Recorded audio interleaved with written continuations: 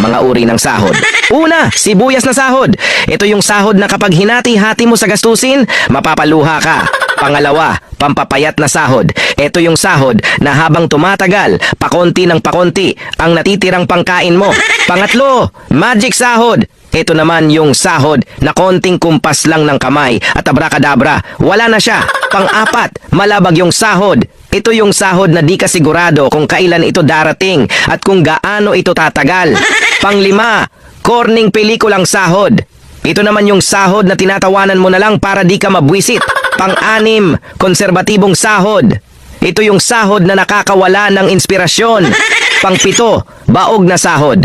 Ito naman yung sahod na kahit anong trabaho ang gawin mo, wala pa ring kalalabasan ito. Pang-walo, reglang sahod. Ito yung sahod na isang beses isang buwan lang dumating at tumatagal lang ng 3 araw. Alin sa 8 ang sahod mo?